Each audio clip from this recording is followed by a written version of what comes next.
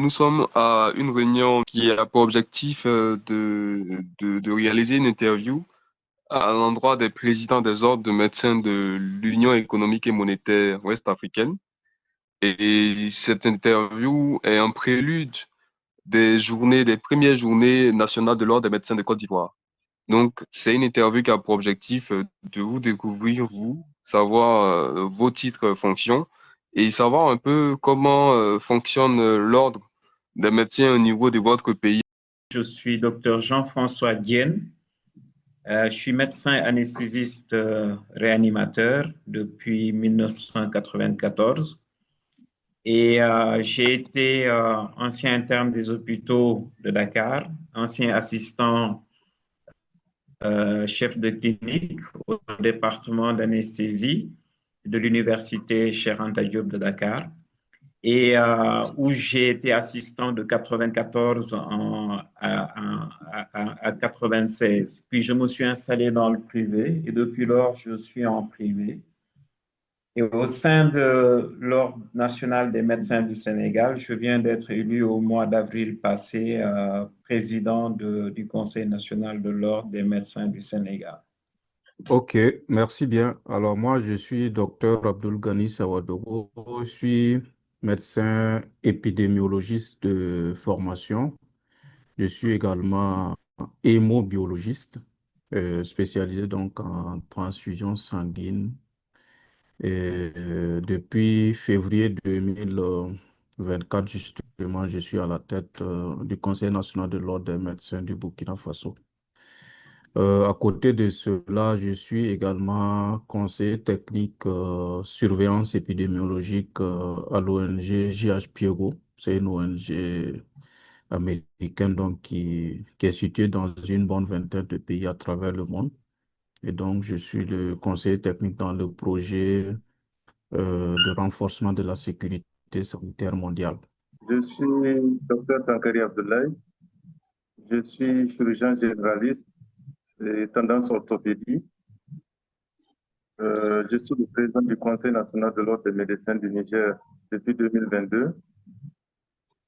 Je suis aussi membre du Comité national d'éthique pour la recherche en sciences de la santé et aussi membre du comité d'homologation des produits pharmaceutiques à usage humain. Et aussi, je suis à l'hôpital national de Niamey, qui est le premier hôpital du pays en âge. Merci. Moi, je suis professeur Al-Kadri Diarra. Je suis chirurgien urologue, président du Conseil national de l'Ordre des médecins du Mali et on va dire vice-président de la Commission nationale des droits de l'homme du Mali.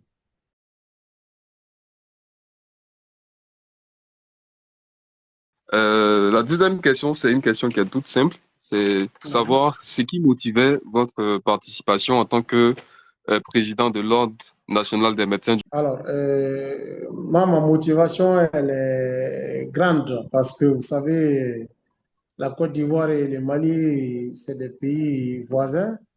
Donc, nous avons beaucoup de choses en commun. Nous avons beaucoup de médecins maliens qui exercent en Côte d'Ivoire.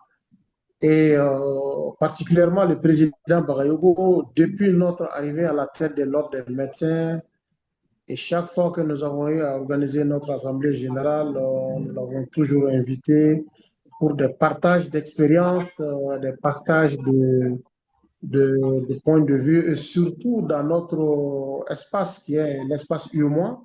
Donc, lui, président des médecins de l'espace UMOA, et depuis son arrivée à la tête de la présidence de cette organisation, j'avoue franchement que ses préoccupations, ses occupations, cette organisation a fait que vraiment les médecins de l'UMOA, principalement les différents présidents, nous sommes devenus une vraie famille. Ce qui fait que quand on est dans une famille, quand il y a un événement dans une famille, il faut appeler les voisins. Donc, quand il y a un événement en Côte d'Ivoire, nous allons arriver là-bas et avec toute vraiment la détermination et la motivation qui sied dans ce cadre? C'est plutôt pour nous, en tant qu'ordre des médecins et de l'espace, je dirais, UOMOA, de participer à cette activité en y partageant avec les confrères ivoiriens et de tous les autres pays qui y seront. Notre expérience en matière donc de régulation de la pratique médicale, notre expérience en matière de renforcement de la confraternité et au-delà de cela, bien sûr, aussi apprendre en retour donc avec tous les confrères qui y seront. C'est une belle opportunité pour nous de renforcer également nos liens dans ce sens que partageant le même espace, nous avons l'obligation de euh, créer les conditions qui facilitent en fait le partage de compétences et le renforcement des capacités réciproques. Au-delà du dynamisme du président Bakayoko, la Côte d'Ivoire a une longue histoire. Vous voyez, depuis combien d'années l'ordre est là, peut-être 160. Si j'ai bonne mémoire, nous on est là depuis 1980, il y a eu léthargie jusqu'à 2017. Donc nous avons beaucoup de choses à apprendre avec la Côte d'Ivoire, nous avons beaucoup de choses à apprendre avec les collègues. C'est une rencontre du donner et du recevoir. Et à chaque fois qu'on se rencontre, il y a beaucoup de choses qu'on apprend d'eux. En tant que jeune ordre, et même ils ont remarqué. Et j'ai toujours des questions à poser, j'ai toujours des choses à apprendre avec eux. Et même au niveau du Conseil national au Niger, une fois que je fais une sortie, je pars, je reviens de la Côte d'Ivoire, je reviens avec beaucoup de choses, beaucoup de connaissances, beaucoup d'enseignements. Et vraiment, c'est une rencontre qu'on attend de vive voix. C'est une école pour nous. Euh, Depuis quand l'Ordre national des médecins du Niger existe? L'Ordre national des médecins, au début, c'était un ordre qui regroupe les médecins, les pharmaciens et les chirurgiens dentistes. Donc, ça a vu le jour par une ordonnance en 1988. Chemin faisant, en 2017, il y a eu un décret qui est sorti du 29 septembre qui a séparé les trois ordres. Ordre des médecins, ordre des pharmaciens et ordre des chirurgiens dentistes. Mais il y a une léthargie qui a fait que l'ordre a continué comme ça avec les trois ordres. Il a fallu, nous, en mai 2022, tout récemment, que le premier bureau de l'Ordre national des médecins du Niger puisse avoir vu le jour, quoi. Donc, nous sommes présentement le premier président du premier bureau de l'Ordre national des médecins du Niger. Quels sont les éléments que vous utilisez pour lutter contre l'exercice illégal de la médecine? Pour être honnête avec vous, comme je vous l'ai dit, nous sommes un jeune ordre. Si le camarade est dans l'illégalité, nous, on n'a pas à l'accepter. Au contraire, nous, on va l'enfoncer. Mais depuis que nous sommes là, nous sommes dans une politique de sensibilisation, dans une politique de pédagogie. Même si le camarade, le membre, le collègue est en faute, même si le ministère veut aller jusqu'à la fermeture de sa clinique, nous, on essaie de s'opposer, on essaie d'être intermédiaire et de faire comprendre à l'autorité qui est en place que notre collègue, en fait, il n'a pas compris. En fait, c'est vrai, il est en faute, mais quelqu'un qui ne connaît pas, le condamner, ce n'est pas bien. Donc, on essaie toujours d'intercéder, d'arranger la situation. Nous sommes dans une logique de sensibilisation, vraiment pour amener nos collègues à comprendre c'est quoi notre et aussi c'est quoi leur devoir. Et pour le moment, on a dépassé le cap des devoirs parce qu'on a fait certains ateliers, on a fait certaines sorties pour essayer d'expliquer aux médecins c'est quoi l'ordre et aussi c'est quoi leur devoir en tant que tel, en tant que médecin. Parce que nous sommes habitués à réclamer nos droits, or nos devoirs on les ignore. Alors, les difficultés sont de plusieurs ordres. Déjà, la difficulté principale, c'est de pouvoir recouvrer les cotisations et de pouvoir ainsi permettre à l'ordre d'avoir les moyens de sa politique. Donc, nous avons quelques pistes déjà, notamment passer par une agence de recouvrement qui va être directement, qui va directement s'adresser aux confrères pour pouvoir les pousser à cotiser. Et comme je vous l'ai dit tantôt, restreindre la publication de l'ordre à la partie de la communauté qui a cotisé réellement. Nous estimons que ces difficultés peuvent en partie trouver solution à partir de ces actions-là. Voilà. L'Ordre des médecins du Bénin, depuis notre arrivée, sinon depuis le mandat passé, l'Ordre des médecins a pris un poids, a pris quand même une place au niveau de la société béninoise et l'Ordre est associé à beaucoup d'activités au niveau du ministère. On est consulté régulièrement. La preuve aussi là même des dérives et la population porte plainte au niveau du ministère. Le ministère envoie le dossier au niveau de l'Ordre à l'Ordre de trancher. Donc, on est associé quand même pour certains programmes, pour l'élaboration de certains projets sur le plan de la santé au niveau du gouvernement. Et aussi pour les autorisations, parce qu'au Bénin, on a une particularité béninoise. Quand tu finis la faculté, il faut avoir l'autorisation d'exercice en clientèle privée si tu veux aller en privé. Si tu veux aller ouvrir ta structure, il faut avoir aussi l'autorisation d'ouverture. Donc, c'est l'ordre qui gère d'abord ce dossier, qui fait un rapport, qui adresse au ministère de la Santé et avec une commission technique composée des membres de l'ordre et des cadres techniques du ministère, on va sur le terrain et ensemble, nous donnons les autorisations selon la validité du dossier ou pas.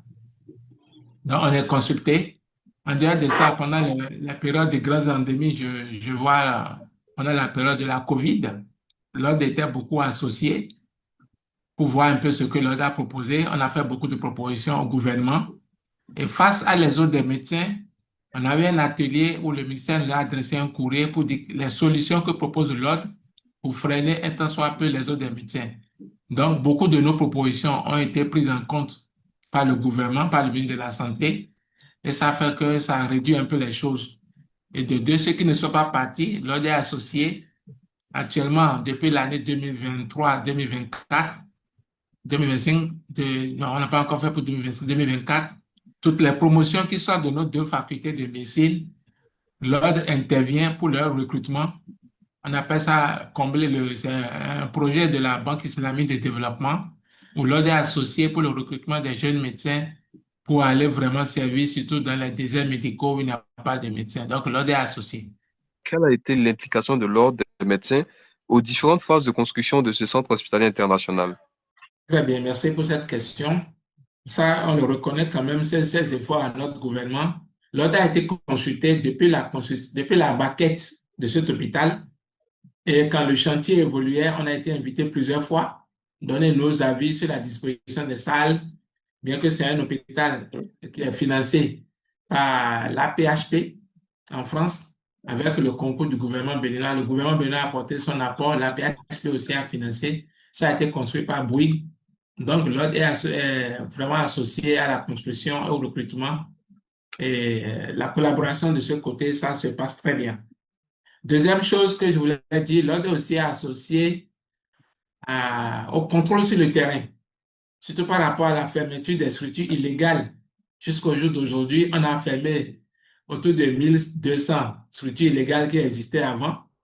Donc, avec le gouvernement en place, il a eu beaucoup de réformes, si bien que ça a été arrêté. Ça a été arrêté. On a eu à fermer un grand nombre. Malheureusement, ceux-là sont devenus des piquets sauvages qui circulent maintenant de maison en maison avec les sacs au dos. Mais néanmoins, quand même, l'ordre avait été associé à ça. Un pas aussi important que nous avons eu à apporter, c'est au niveau de la haute autorité de l'audiovisuel et de la communication au Bénin. On s'est battu avec la haute autorité de la communication pour que les communiqués des vendeurs d'illusions sur les radios, les télévisions, ça a mis fin vraiment à ça. Depuis que cet accord a été fait, le président de cette autorité a pris son ordonnance On n'entend plus les communiqués, des publicités, des médicaments indigènes, tout ça, sur nos chaînes de télévision ni de radio. Voilà un peu ce que nous avons fait encore de plus.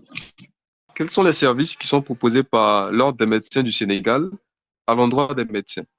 Au-delà des services habituels qui consistent à administrer l'ensemble des médecins qui sont inscrits à l'ordre et qui ne devraient pouvoir exercer que s'ils le sont réellement, eh bien, nous offrons d'autres services, notamment en direction des consulats. Vous savez que les médecins voyagent beaucoup dans le cadre de leur activité, de la participation au congrès, de la formation continue. Et nous avons pu avoir des conventions avec certains consulats et qui nous demandent le tableau de l'ordre et qui collaborent avec l'ordre au moment de délivrer des visas aux médecins.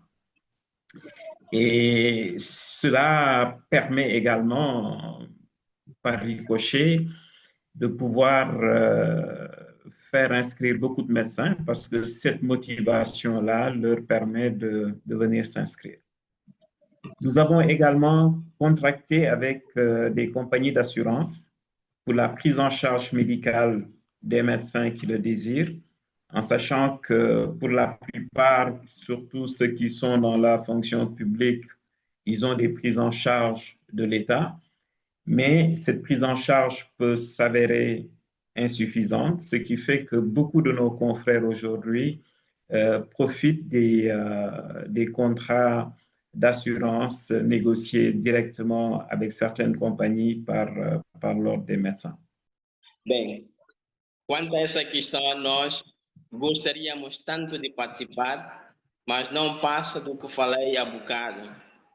Temos imensa dificuldade. Eh bien, en ce qui concerne cette question, notre motivation à participer à ces journées vient du lien naturel de fraternité et de coopération qui existe entre nos ordres.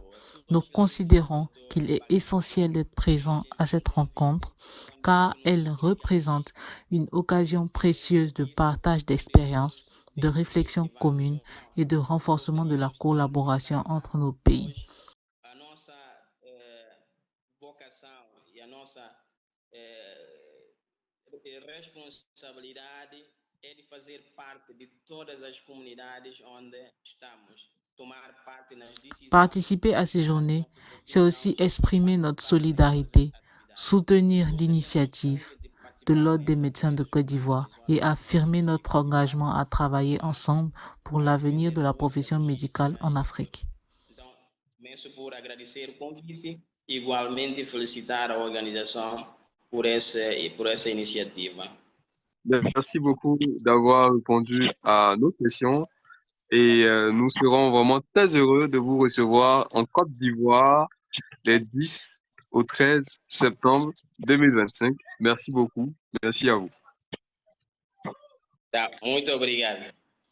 Sous le haut patronage du Dr Eugène Akaouélé, président du Conseil économique, social, environnemental et culturel, sous la présidence de M. Pierre Ongou Demba, ministre de la Santé, de l'Hygiène publique et de la couverture maladie universelle, et sous le parrainage de M. Koné Dosongui, président de la Fondation Atlantic Group, l'Ordre national des médecins de Côte d'Ivoire organise la première édition de ces journées Jeune MCI, du 10 au 13 septembre 2025, à la Fondation Félix Houphouët-Boigny de Yamoussoukro, sous le thème Renforcement de la gouvernance médicale et de l'excellence professionnelle pour bâtir une Côte d'Ivoire, hub de santé en Afrique. Au programme, panel de haut niveau, conférences, ateliers, salon d'exposants des professionnels de la santé, dons de sang, dépistage et vaccination gratuite. Contact 0707 26 25 63 0707 44 87 74 010202 44 01. Professionnels, partenaires de la santé, population, cet événement est le vôtre. Participation médecin, 100 000 francs. Et non médecin, 200 000 francs. Étudiants, 20 000 francs. Tous unis pour une Côte d'Ivoire en bonne santé.